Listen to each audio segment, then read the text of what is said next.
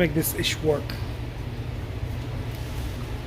Bum bum bum bum bum bum bum bum bum bum. Da da ba ba ba ba ba. Look at that. Look at that. Have you ever seen anybody use the palette knife so gracefully? Nope. Nope. Ever. In the evers.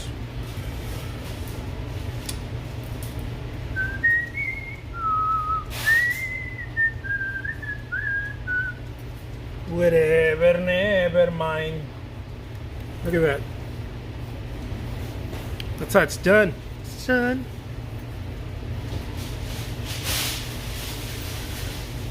What was I saying earlier? Whether you think you can or you can't, you're right.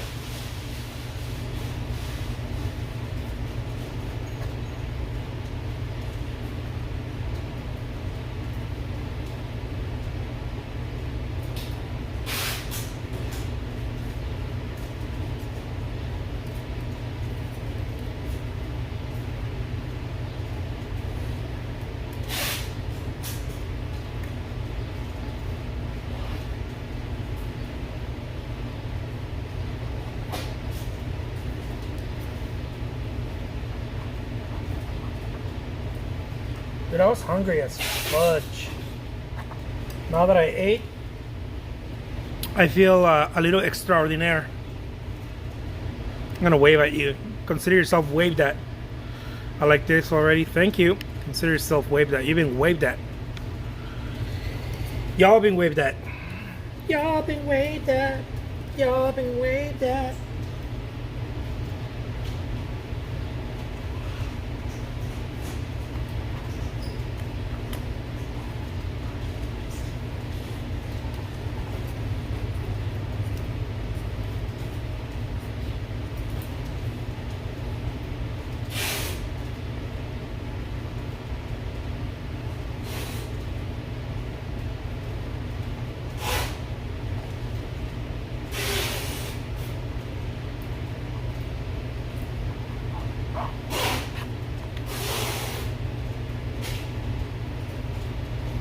Coolio.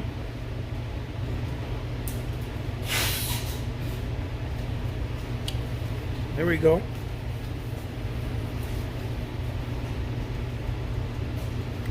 A little bit of that rock power.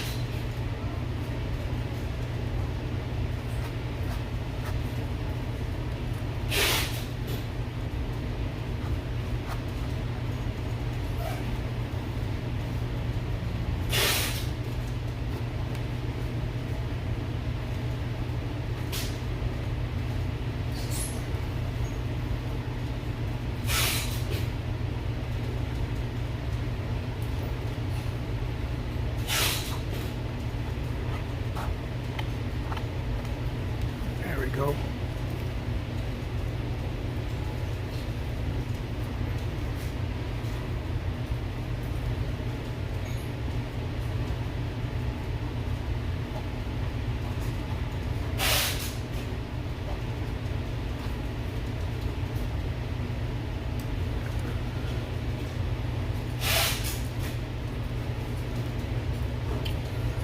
If you believe, to put a man in the man. Man in the man.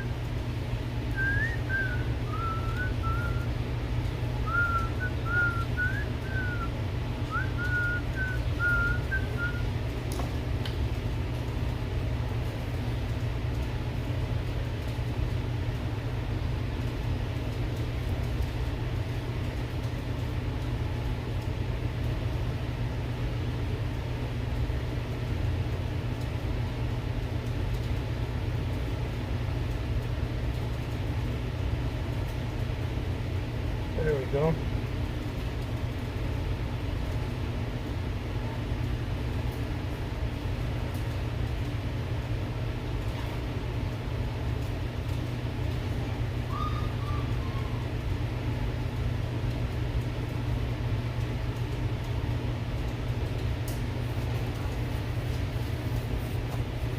Da, da, da, da, da, da, da, da, da, da, da.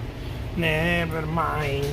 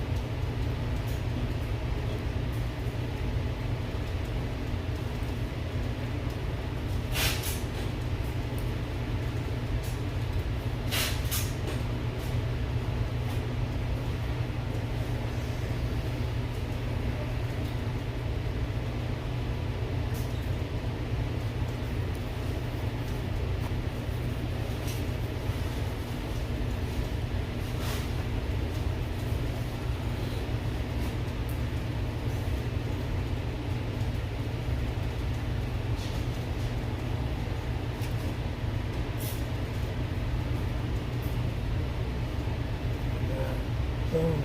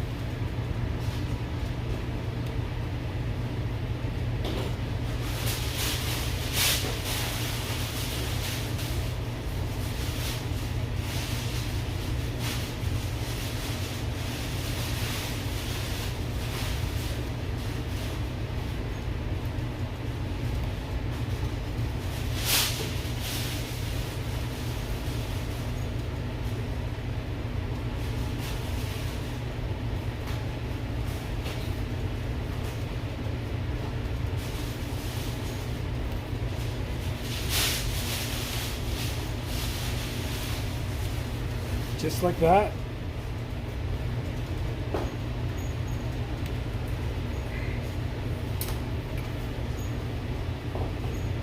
Never mind. Da, da, da, da, da. Never mind.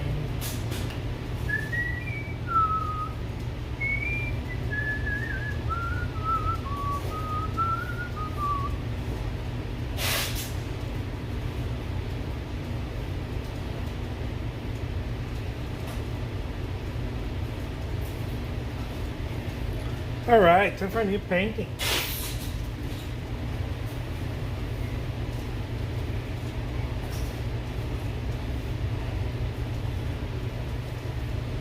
Did I record so much of this? It's insane in the main brain.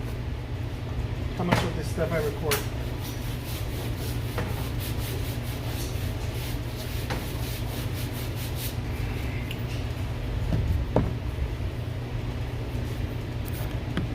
What's happening? You know what? I'm going to. Yeah, I'll record another one, or I can put it on YouTube or something. Some other folks can see it as well, because I don't have that many folks seeing anything right now. But I'll record it and put it on. I don't know, somewhere over the rainbow.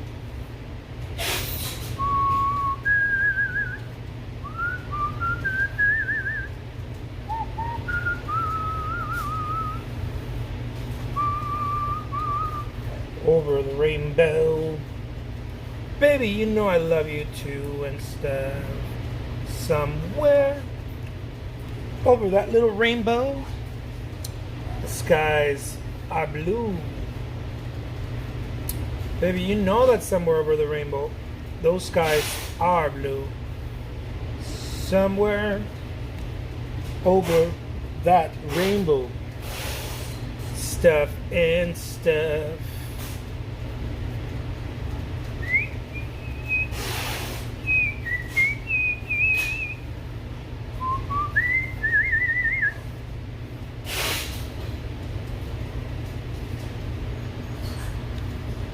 What's happening? I said, what's happening? What's happening? So this painting is going to be legit. Too legit to quit. Just watch. Wait a minute. Espera un momento. Uno momento. Espera uno momento. Mucho bueno. Dude, I don't know why I still call myself the world's greatest living artist. I should call myself the universe greatest living artist. Just in case. Just in case. Universe. World's greatest living artist. Alright, let's see. Now that I clean my palette a little bit. Somewhere over the rainbow. Everything's super chill and stuff. Alright, let's see. Let me get a little bit of this, a little bit of that. Mucho bueno, baby. You're gonna like this, watch. You're gonna remember me.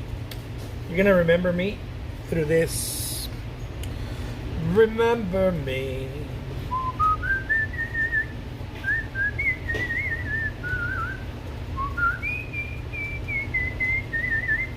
I love that Coco movie. It's like Disney. Or is it Pixar?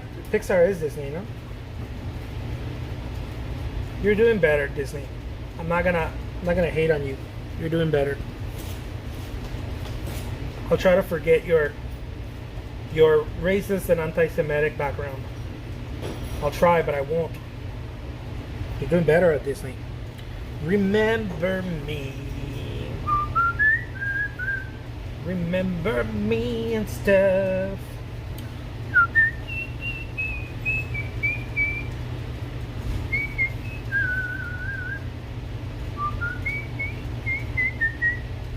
Hey Dan, was that you?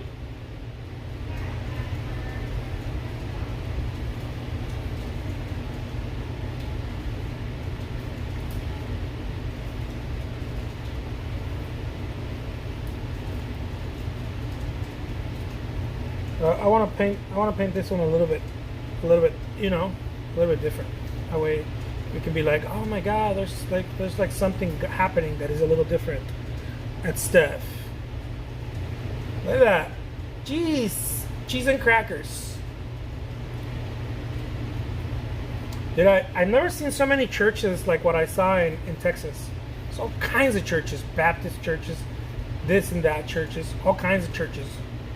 Church, left, church, right. I ain't got anything against churches, but I saw lots of churches. I just did. I'm personally not a fan. Not a fan. I'm not fond of religion and churches. I don't know. It's not my thing. Okay, let's just call it that. It ain't my thing. Some people, it helps them. You know, people get, you know. So for some people it's important, depending on what part of their journey in life is. For me, a church is nothing but a distraction. But at some point it wasn't. At some point I thought I was finding baby Jesus in the church. And, so it was helpful. It was helpful. But sometimes, if you're not careful, the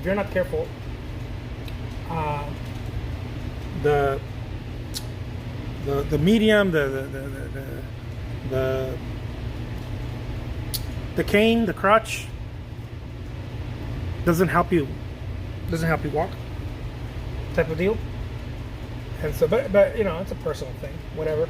But yeah, I saw lots of churches, man, dude, lots of churches in Texas, and it was cool because it was almost like they were like competing with each other, almost like it reminded me of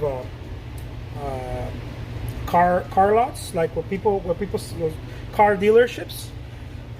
It's like they're battling each other. They're right in front of each other. Like, boom. Like, Sunday service is better over here and stuff. Boom. I was like, damn, I love that competition. Competition, man. That's where it's at. That's really what makes the whole thing work. If you don't have anyone to compete with, it's no fun. What makes it fun is that capitalism, good old capitalism. Got to take care of that. Got to take care of that. What do they call it? Got to take care of your kingdom and stuff. So yeah, that was fun. Lots of churches. I was like, dude, legit. I'm from Mexico and I've never seen that many churches, and there was lots of churches in Mexico. Growing up, I remember lots of Catholic churches, Protestant churches too, but lots of Catholic churches. Temples, right? Catholic temples, basilicas, temples. What else was it?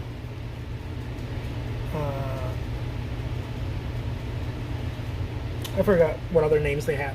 Same thing, just bigger and bigger and bigger. And so it was interesting to see that that many churches. It's such a small, not Texas, not small, but like driving, like there's like, I don't know, quarter of a mile, 3 churches, pow, pow, pow, pow. Another quarter of a mile, 5 churches, pow, pow, pow, pow, pow, pow. It was like, whoa, dude, Texas is different. I don't know where else it's like that, but I've never seen anything like it. It was a culture shock for me. It was a total culture shock. I was like, whoa. Look at those boats. Coming along. But some folks are like, dude, church is my thing. I'm like, yeah, it sounds. So that's why I'm not, I'm not for or against. It's just not my cup of tea. It's just cool, Let it be there if it needs to be there. It's not my cup of tea. It won't hurt me. I don't have to drink it. It's stiff. Let's see. Look at this. Boom. Now, I must confess, there are some very, very, very, very cool people out there that are doing church things. What I mean cool, is that they're like, they're real, they're real. So I like those. Pastors that are like, or priests. I don't know that many priests that are doing that. Shit, man, I can't think of one. Not right now. But I know a couple of pastors that are like super, super legit. They're out, to help the community and very embracing too. Very beautiful. I love how they embrace the community. Don't matter what, right? Don't matter what the situation is, how they embrace the community and don't damn anyone to hell. That's nice to see. It's always refreshing. It's like, you mean I'm going to come here and I'm going to learn about how to be a better human being, and you're not going to shame me into hell? No, everything's cool. Just be a better human being. That's all. I don't need to scare you. Dude, I love that. I love that approach. So I know a couple of pastors that do that. That's always nice to see. But there's some other ones that are like, no, you will go to hell because of A, B, and C. And it's like, damn. Why do you need to send everybody to con el diablo and stuff? No need for that. Look at that. But some people take that shit serious, huh? They're like, no, I read it here. It's in this book and stuff. It's like, whoa, damn. All right. They take it like super serious. I know I used to take it super serious. My mother was like Catholic, like hard Catholic, like type of Catholic that you didn't. If you're Catholic, if you're like real Catholic, like you're not even, yeah, you're like hard Catholic. You know you're not going to heaven. There's no way. You're going straight to purgatory. If you really are Catholic. If you're Catholic light, you'll go to heaven. But if you're Catholic like the way I was raised, you're going straight to purgatory. No way in hell you're going to heaven right away. So that's not how it works in Catholicism. And so a lot of shaming, a lot of you're not good enough type of deal. I got tired of it after a while. I was like, screw you guys, I'm going home. And so, but I was raised in it, so I didn't really have much say in it. Because, you know, when you're raised into something, you kind of just take it. You take the beating. And then at some point you're like, you know what? I'm gonna walk over here and see what else I can find over here. And so I started my my religious journey. It wasn't a spiritual journey yet. Maybe it was, but I thought it was a religious one first. So I started diving into other religions, other things. And then I realized, oh damn, this is a spiritual journey. And it was like, it's a total legit, full on, you know, spiritual journey. I went from being a Catholic to being an atheist to being I don't know, any denomination. Hit me with it. And I didn't buy into any of it really, but I just participated just because I was like, this feels better than Catholicism, or the Catholicism I grew up in, right? And it's usually what people say when they leave a religion. They're like, oh no, in that religion I wasn't taught the Bible. And like, oh dude, I was taught the Bible in Catholicism. I know some people say they were not, but I was taught all kinds of Bible stuff. I mean, I was Catholic AF. And so we were like, dude, if you were Catholic the way I was raised, you were like a theologian when you were like 18. You knew everything about everything, not just the Bible, because you know, Catholicism doesn't practice that sola scriptura funny stuff. Catholicism embraces different books. And so I was like, I wasn't doing that sola scriptura stuff, or how do you say it in English? Bible based. This Catholicism is not like that. It's not only Bible. It's Bible based, but it's not only Bible. So we were reading all the, you know, the Coptic, the Dead Sea Scroll books, and and then at some point I was like, man, this is a spiritual journey I'm taking on. I'm embracing. I feel like Odysseus. A spiritual journey. And yeah, I ended up learning about, you know, different religions and participating and checking them out. Fell in love with a couple of them. I mean, all religions, I think they all have something beautiful to share. You know, and then of course all religions have their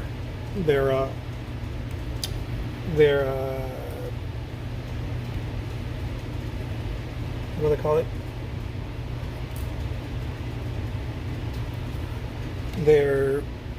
I forgot what it's called. Well, where they all break out, you know, be like deuces, kind of like a Catholicism. Well, people debate that, you know. People are always debating that, but it's not much debatable. It's not really debatable. Catholicism was pretty much what started the whole Christian thing. A form of Catholicism, not the Roman Catholicism, but a form of Catholicism. And then it kind of broke, you know. Lutheran, all that good stuff. And anyways, it was an interesting journey. I went through it. I was like, damn, man, I've been missing out. Once I started finding out about, some of that good stuff out there too. I started learning about the betas, and I started learning about dude, this is a full-on spiritual journey. And I was only 18. Started learning about the Gnostics too. Started getting into the Gnostics, and but that was later. First, I went into learning about the Vedas and the Buddhist traditions, and also Zen, Japanese tradition of Zen, Kabbalah, and on, right?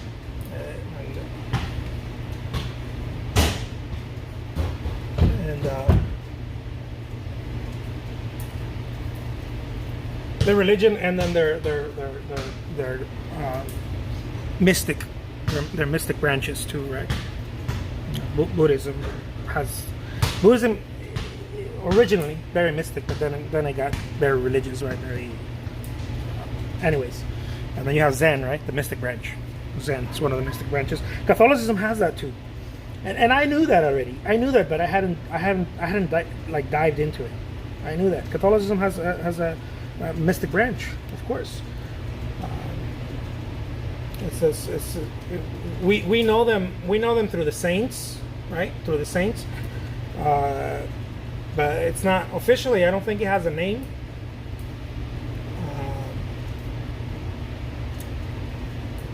It doesn't have a name, kind of like Sufism for Islam, or Kabbalah, Judaism. In Catholicism, we knew it as the mystic branch because of the saints, and we call it mystics, right? Mysticism. Thomas Aquinas and all those cats, and but yeah, it was a full spiritual journey, and then I started getting into the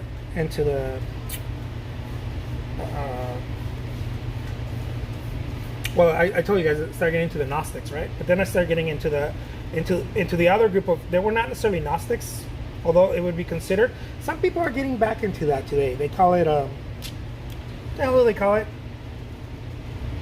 Man, I forgot. What kind of name people are using? Kind of like a,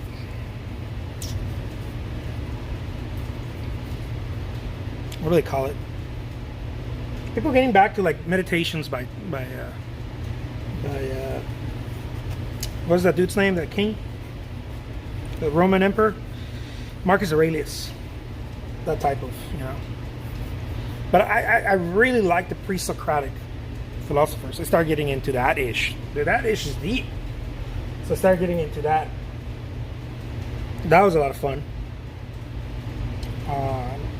Meditation and all that good stuff too. And so I went into all these circles. And then at some point I got back to Catholicism.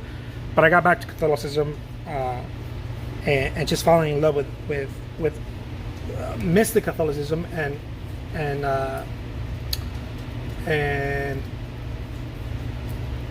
the teachings of Jesus, because I came back looking at them differently. Right? When I left the church, I was like, dude, I don't like you, Jesus, anymore. And then after a lot of walking around, and the whole story, right? But the spiritual story of the prodigal son came back, and I was like, oh damn, man, would I leave this again? But the reason is because you come with different eyes, sort of like when you stop drinking or something, you go through an opening. So I came back and I was like, oh man. But I didn't come back like, oh, I want to be Catholic. No, I was like, oh, these guys were telling the truth. Like the truth, not as in like this is the truth. No, there's a lot of people telling the truth. That it's the truth, but not. It's not subjective. And I was like, oh man, this Jesus character was like legit. Started reading about it but with love this time, right? With love, not because I had to read it, because otherwise I'd be damned to hell, but more like a friend leaving me some information to live by. I was like, dude, this JC, this Christus guy, he had it right. Started reading it with carefully, not as knowledge, right? Not as knowledge. Very little of it too. It's kind of like savoring the words.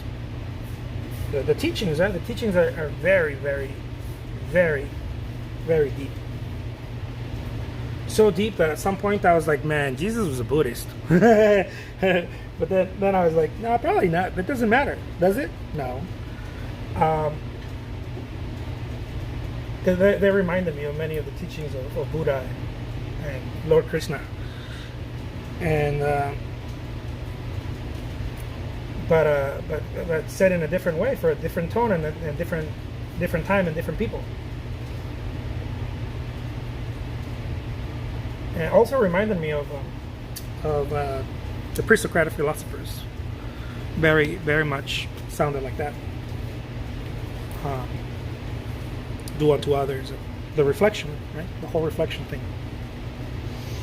The whole reflection thing. People, the karmic cycle and whatnot. But yeah, I got into it. I got into it hard. I was like eating every book that I could find, and after a while I was like, yeah, this is not a teaching thing. This is not a learning thing. Although it's fun, it's not a learning thing. This is a sit there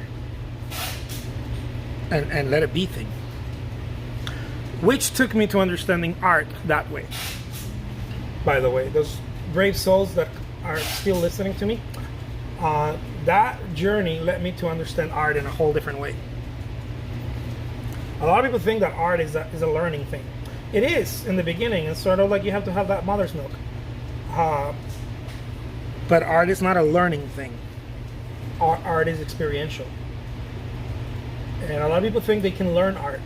You don't really learn art. You learn the skills of moving paint around and mixing colors, but you don't really learn art. Art is not something you learn.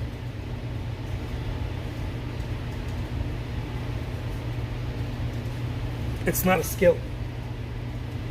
Painting is a skill. Mixing colors, composition, values, tone, tonality, blah, blah, blah, blah, blah. All that bullshit is, they're skills. You can go and learn them. It doesn't mean they're going to make you an artist. You'll learn how to paint. You'll paint. It won't mean they'll make you an artist. Because art is not a skill. Art is a knowing that happens through experience. It's a realization. It's a knowing.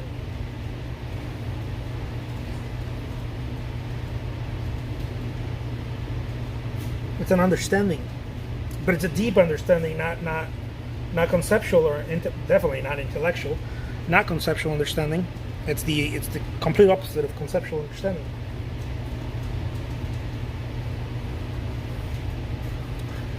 And that is exactly what art is. And when I say exactly, I don't mean like that, because anything that is not conceptual is a fucking moving target. It never stays still, because you're the one who has to stay still to see it. The target doesn't stay still. And so that's how I got to painting the way that I paint. And you realize that only through experience, through diving deep into it. Look at those boats. Thank you. Style is a way. Style is definitely a way. But it's an expression, right? Your style and those things, those are an expression. That's not necessarily what makes the art. What makes the art is the silence. Is that silence? Because art is born out of nothing. It's born out of nothing. And so if you're still enough, if you wait enough, or if you do it enough, where your mind starts becoming still, that happens through practice, right? It can happen automatically, but it happens better through practice. It happens automatically, but it feels almost like you're able to control it. You don't really control it, but it feels like you're able to control it. You're able to dial it in if you put in the practice. And so that's one way of looking at it. Art is not something you can teach or you can learn. So many people fail at it because they're trying to learn art.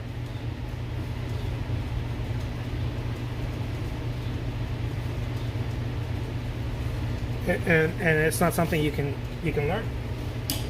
You'll never learn art.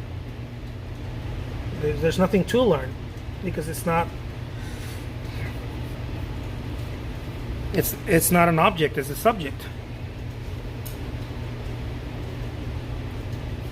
It's by which you see, not what you see. And so that's what makes it so damn fucking difficult for so many artists, because they're trying to objectify art. They're like, oh, if I learn this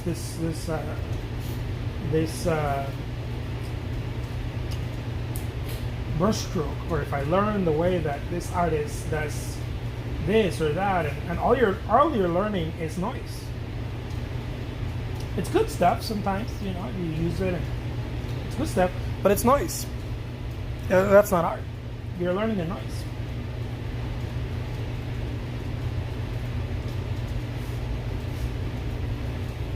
It's like getting noise confused with music.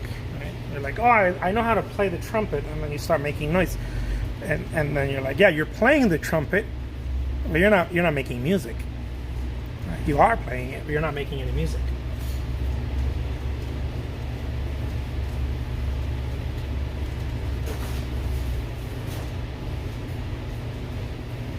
And then, but it's a bad comparison, because then there's also that moment where you start making music, but it doesn't necessarily mean that you're making art.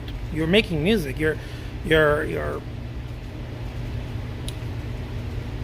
It's music, right? You're reading something or whatever, but it doesn't mean you're creating art, because art doesn't come from the sound. It doesn't come from. It's got no origin, and it's got no end. It's deep as fuck. It's got nothing to prove, and it's got nowhere to go. And wherever it is where it landed. It's got no beginning, no end. It's not an object. Objects have beginnings and ends. Subjects don't.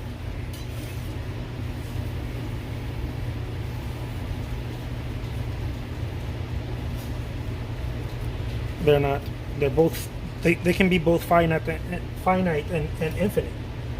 Because you can't find the end. You can't find the entry point or the exit. And this is what I think. This is what confuses a lot of people when they go into art. They think that it's something that they have to do, and no, it's something that you allow to happen. You open your womb and you allow art to happen. It's not something you do. You don't create art. You let it pass.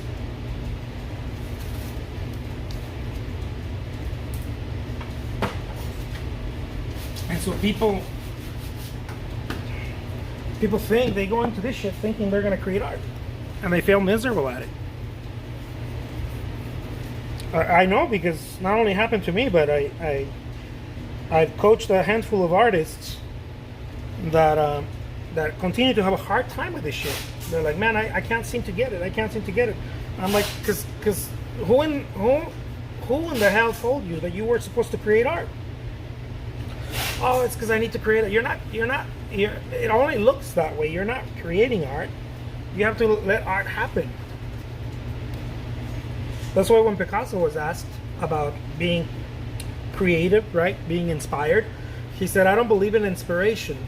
Or he said, I believe in inspiration, but I believe that when it comes, it has to find you working. Why?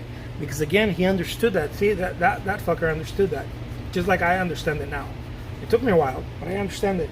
I understand it, not conceptually. I know it. I know that shit to my bone.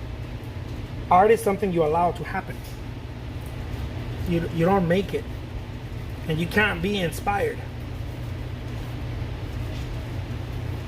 You realized inspiration, but you can't be it. You can, I mean, you can be it, but not.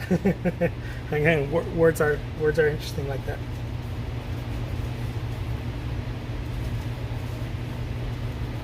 You're in all the words. You're anointed with art.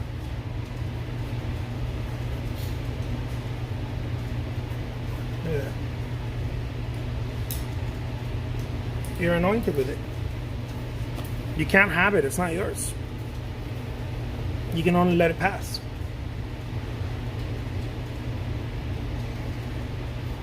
Let it be. Like the Beatles. Let it be. And so again, people get into this game and they're like, oh, I'm going to create art. No, you're not going to create art. You can't create art. Who the hell do you think you are? You don't create art. Art created you. You don't get to create art. You get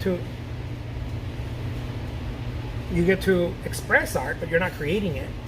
You're expressing it to your limited filter, right? Whatever your filter is. Your filter constitutes of different things: your training, your skill set, right? How well you understand colors, and also how much you yield in order for art to pass. If you're constantly like this, you're never going to let art pass. You're squeezing the art is like water that goes through a water hose. The more you're like this, rigid, you're squeezing it. Art is something you hold and you let it pass. You have to yield to it. You have to kneel to it. Let it pass. Let it happen. And that's difficult to do because you think you have to do something, but you don't have to do anything. You just have to show up and stand in guard for it. Just be there, present with it. And so people think that they have to do something extraordinary. I get this all the time. People are like, how do I create art? How do I create art? How do I create it? How do I become more original with my work? And you can't. And people say, what? You can't become more original with your work. I mean, you will. You'll get lucky once or twice, but it's not viable. It can't keep happening because that's not how art functions. You can get schemy and try to crack it, but it's not going to happen. It'll be because it's a moving target. And because it's a moving target, you can never catch it. And so you're like, maybe I'll do little trees. No, maybe I'll do water lilies. No, maybe I'll do birds. And you can never catch it because it's a moving target. You have to let it be. You have to tell yourself, I'm going to paint. Oh, I feel like painting little trees. Oh, okay, cool. Before you know it, you're creating art. And then without wanting anything, you can move on. Or you can keep painting little trees. Because it's got nothing to do with the shit you're painting. What you're painting is an expression, but it's got nothing to do with it. It's got very little to do with it. It's in the surrendering of the artist, the mind, right? You have to surrender your mind. It's in the surrendering of the artist that art comes about. And if you surrender and it's not there, you haven't surrendered yet. Because if you surrender and you're like, okay, I surrendered already, how come I'm not creating art? And it's because, again, right, because you're not surrendered. Because you're expecting something. And so if you surrender to expect something, you haven't surrendered yet. You're still fucking with it.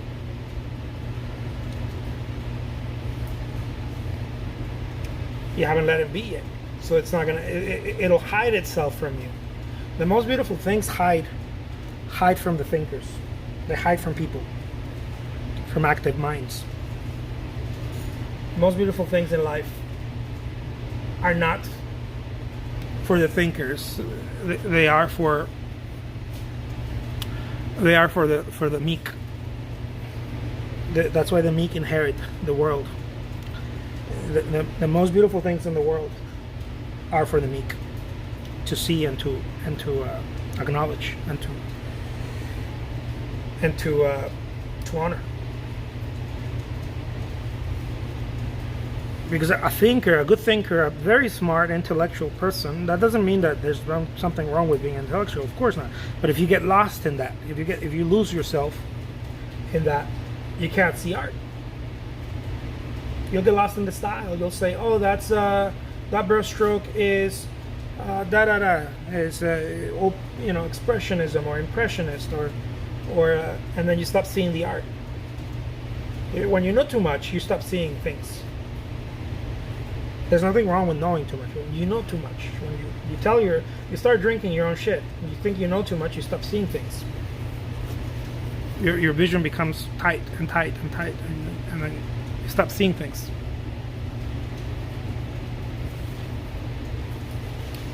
Yeah, the best shit is for the meek. The best shit in the world is for the meek. They get to enjoy the world. It's theirs. It will always be theirs. It belongs to the meek.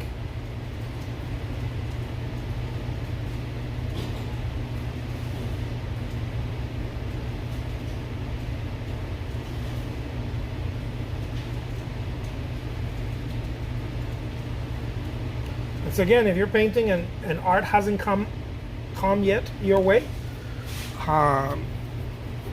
don't. It's an interesting thing. Go get it, go find it, without trying to find it. Go do without doing. Go get it. Go do the things that foster art without trying to find it. And then art just happens. And then it starts rewarding you. It rewards you. It rewards you beautifully because you honor it. That's what happens with art. You honor art. You start honoring art, it rewards you. It gives you something that not everybody has.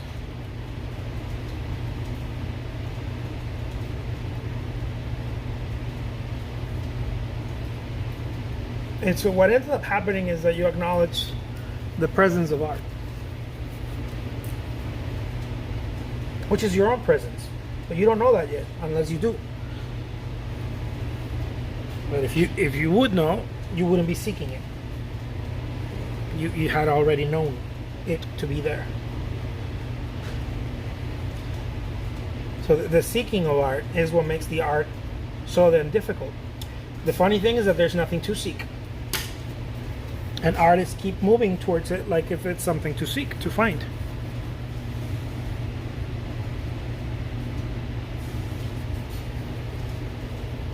Yeah.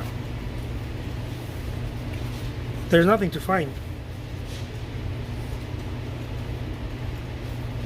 That's why that JC character said the kingdom comes without signs to be perceived, because there's nothing to find.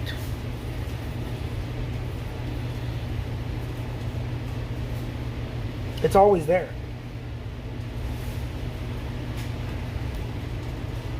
It's never not there. It's the only thing there is. But it's hard to see it. Doesn't mean you have to find it. It's hard to see it. If it's the only thing there is, you don't have to find it, because it's the only thing there is. But it's difficult to see it when you're looking for it.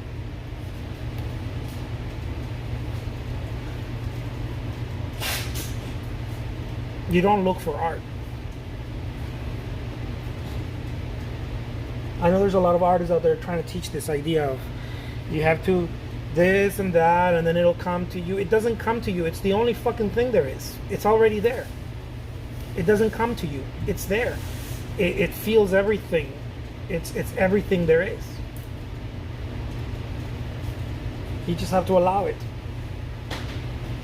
And essentially you're allowing yourself to see it. You don't even allow it, but just to use words. You allow yourself to witness it. You're essentially what's happening is that you begin to witness, and then therefore creativity happens. You become a witness of creation. When you become a witness of creation, creativity happens.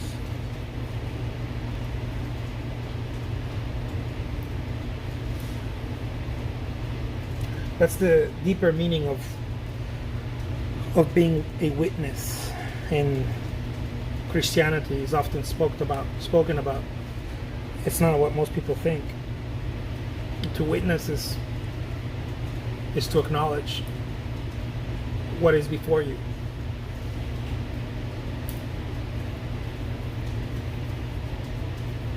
With your senses, right?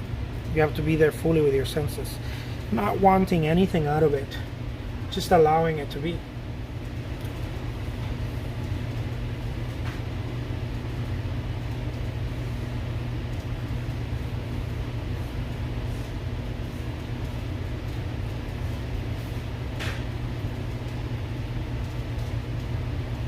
And then that's when art happens.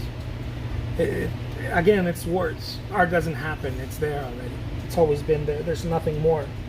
There's nothing else but art. Art is another word we use for the divine.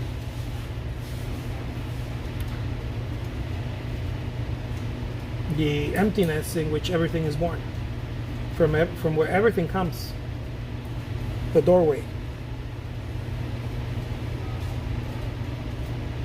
The spaciousness. That's art. We call it art because we like to do that as human beings. We like to do it, but it's the divine. It's God. People call it God. People don't like the word God, especially the hippie ones. And the Gnostic ones don't like the word God. And there's not because they don't like. No, it's not that. There's other reasons. They have it's deeply tied to religion, and so they have a harder time connecting to it because there's so many meanings tied to it. So much millennia of meanings. As opposed to, remember in the beginning I was talking about you can only witness it through perception, not through knowledge, not through conceptual knowledge. You can only perceive it. You can only be it, right? Through it's experiential. True perception is experiential.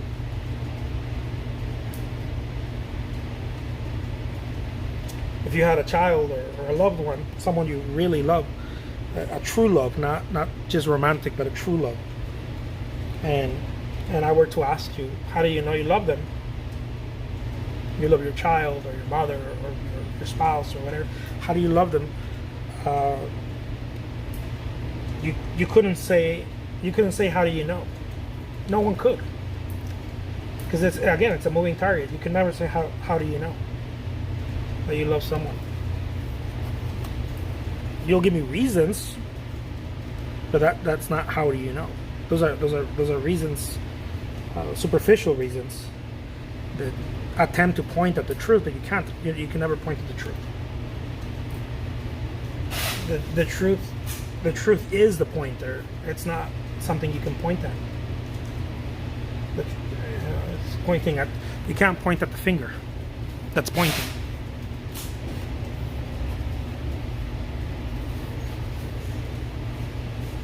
You can use the finger to point, but you can't point at the finger. You can use your eyes to see, but you can't see you can't see the eye can't see itself.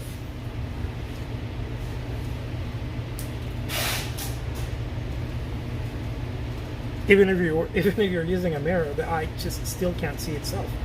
It can see a reflection of the front side of it, but it can't see itself. You know, it's the same thing with art.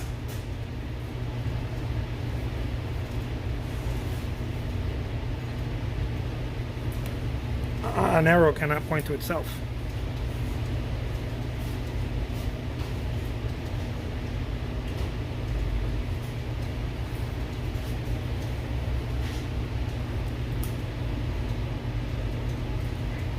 And again, this is the reason why so many of us have a hard time with art. we think it's something to be accomplished, something that you accomplish, something that you get to, and it feels that way. Don't get me wrong. I think that's why so many of us talk about it like that. It feels like that. I call it momentum. To express it, I call it momentum. When you start getting momentum, you start creating art. But that's only a physical aspect of it. That's not the reality of it. That's a physical aspect.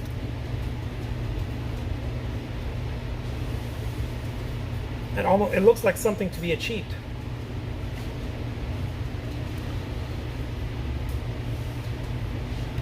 But you can't achieve it. It's impossible.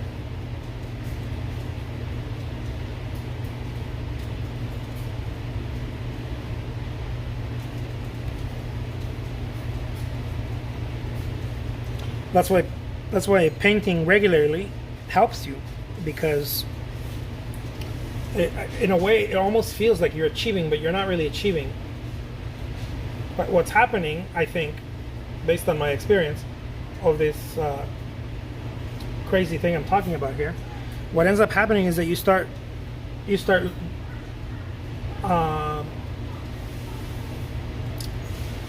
yielding to it. You start dropping your guard. See, when you're painting, you're very guarded. When you're creating art, you're very careful, you're very guarded. All these things are running through your head. And after you paint for a while, it's almost like, I don't care, but I do care. Like, I'm doing it with love, but your mind is like, fuck it, I don't care. Let it happen. Whatever's gonna happen, happen. That's when art comes out. It's not an I don't care, it's an I don't mind. You do care, but you don't mind. You do care. There's a lot of care. If you didn't care, you wouldn't think about it so much.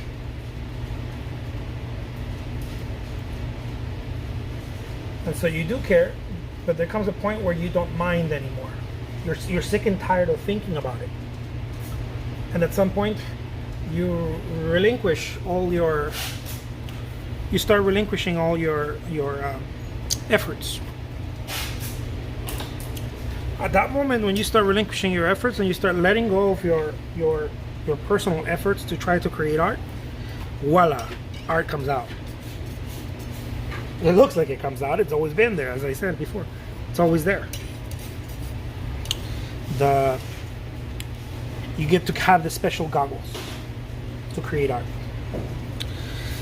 The moment, that's why practice is so important. I always say practice is extremely important, because the moment that you stop painting for a while, a couple of days, or you show up every now and then, or you try to do it every day, but you don't really do it every day. The moment that you start doing that, your mind is more prone to start thinking again, because now because there's gaps. There's gaps to practice, and now your mind's going to start creating stories. Start creating stories. Is this good enough? Is that the right color? Blah, blah, blah, blah, blah, and all that bullshit. And then it feels like you lose it. You lose it, and you have to go back and regain it through practice. And this is the sadly experience of just about every artist that I've ever spoken to. This is the experience. I've made it my job to observe what's happening. It doesn't really matter, but it has helped me to understand it.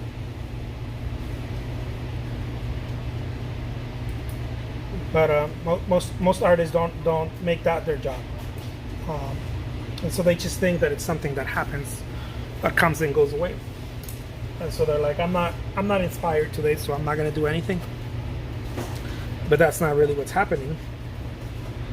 Is you didn't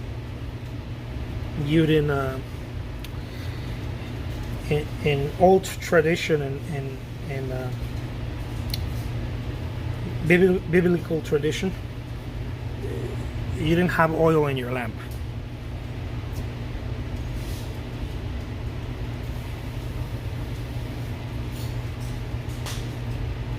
You were not waiting for it. So you didn't have oil in the lamp. So when it came, you didn't see it. You were not prepared. You were not ready. You were not at standby. You think it's something that'll come when you're ready. But because you're ready, it comes. It's the other way around. It's not something that comes when you're ready. I'm going to say this again. It's worth repeating. It's not something that comes when you're ready. It's because you're ready that it comes.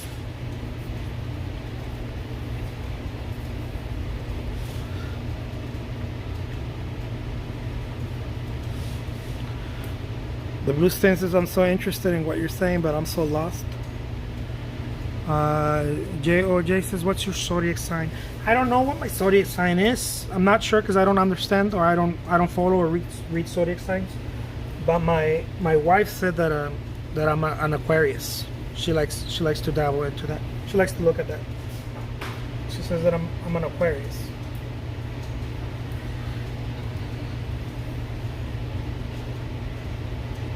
I'm a water sign, she says.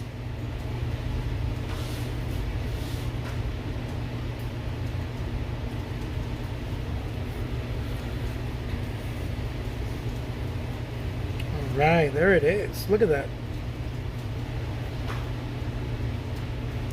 So I hope that this was, at the very least, somewhat helpful for someone out there. I'm not going to say entertaining because I'm not trying to entertain anybody. I'm trying to cast a little bit of light to someone out there who's ready in their journey to take a next step as an artist, as a human being.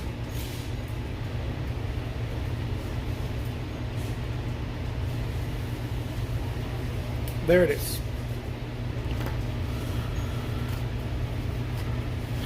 Justin says, you're dropping gems, man. Oh, thank you.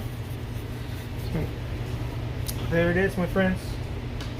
Hopefully this helps someone out there who's creating art and thinks that they're stuck. You're not stuck. I'm gonna try to drop this on YouTube as well. I'm gonna see if I can put it here on Instagram, and whoever wants to listen to it in their own time, you're more than welcome to. Stay well and sophisticated, my friends. Peace out. Let me show you the little painting right here. There it is. All right. Talk to you guys later.